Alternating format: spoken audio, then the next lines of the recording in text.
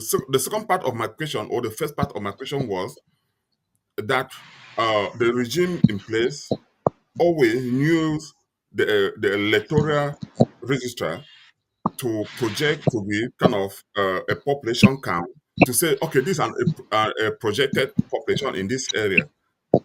And of course, we know that development always follows by the population.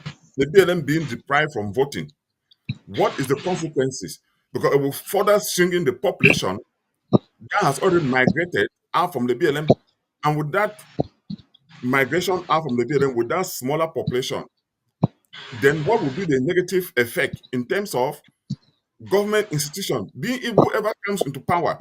If the population is minute, you cannot begin to request for two parliamentarian seats, for example, which the BLM people have been advocating for a long time, because currently we have only one parliamentarian seat in the whole division, among the state division in the southwest region.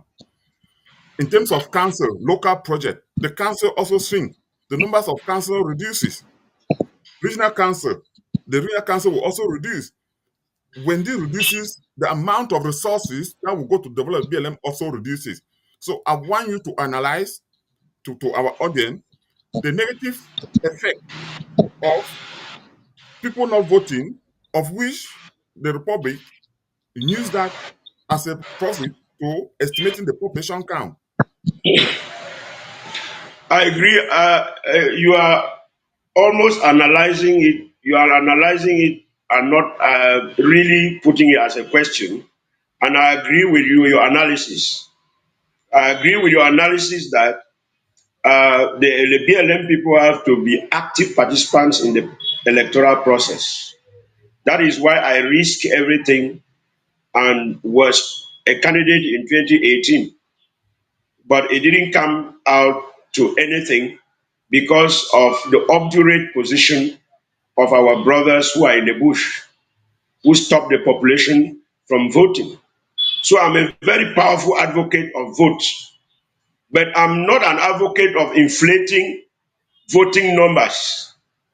As I was pushed, many efforts were made to push me to do that in 2018, but I resisted with all sort of promises that we should inflate the numbers so that the government should see that the BLM has a population and they are voting actively and then bring development.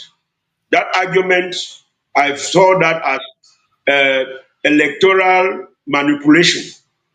Those who say that, why I support massive voting in the BLM, people should come and vote massively, not fake statistics that people came out and vote when nobody came out.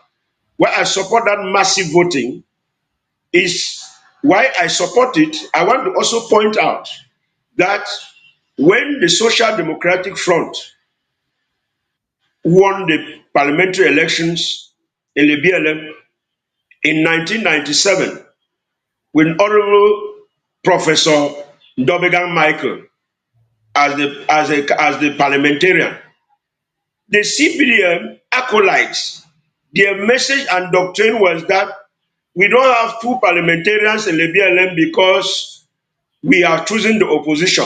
That was many years back. We don't have this in the BLM because we are choosing the opposition. And with that manipulative message, they got the Dobegan replaced with a CPDM candidate. How many parliamentarians do we have today? And we have been voting and even inflating results to show that we count. How many parliamentarians do we have today? Still one. It is very unfair to vote for somebody who, with a thick population like that, with a vast area like the BLM, with human beings like the population as big as that in the BLM, Law, Fontaine, Wabani, vast. They give us only one parliamentarian. And for more than 43 years, we have clamored that they should give us more. And his messengers came and told us that he is not giving us more parliamentarians because we have been voting opposition. Since how many years have we voted CPD massively? We have not had one parliamentarian added. So that argument of having an extra parliamentarian, it had not happened for the 3 years. It will not happen when BI is at his dying bed. Yeah, Mr. Nkemlemo, yeah, because I brought us this issue of the population count because based on this report that I'm seeing here, you see the three subdivision in the BLM, you have and all have over uh, 24,000 people by estimate. Fontaine subdivision has 21,000 and Wabani have 28,000, a total of 73,000 people for the BLM. You see the population here compared to other divisions, it is a very small number. So that was just my worry in looking at it in terms of development.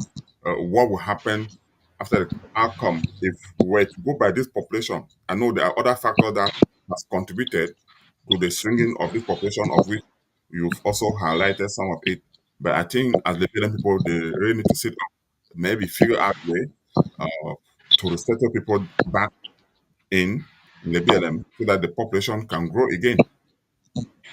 Yes, I agree with you there. If you read you just the statistics of the population of the BLM that you just read out, it is pathetic that the BLM, the population of the BLM is almost equal to the population of the South region. The South region. How many parliamentarians do they have? The BLM, a division, has one parliamentarian. We have been crying, we have been clamoring for 43 years. That is very unfair. And the same person who have denied us to give us the right to representation by yoking a very vast division like that together and putting it under one single parliamentarian, they want us to vote for him. Mr. Bia does not like the BLM, and we don't vote in votes. We don't vote for somebody who does not like you, and who does not mean you to be well, who does not mean you're good. We don't vote for somebody who is not out to encourage your well-being, your welfare. And that is why I'm saying that the unfortunate thing about Mr. Bia is that he has already shown he has a balance sheet that we will look at. So he cannot manipulate us. For 43 years, we have seen what he is capable of doing and what he cannot do. Unfortunately for him, the LBLM people needs better. But I'm pleading, I'm begging my brothers who are in the bush, allow us go and exercise our votes. Please. The presidential election is the only period in the life of a people where the truck pusher has the same weight as the president of the republic, where a cleaner in an office has the same power to sanction like a military general, where a farmer has the same power of nuisance to recalcitrant politicians as as the owner of a multi-billionaire international corporation.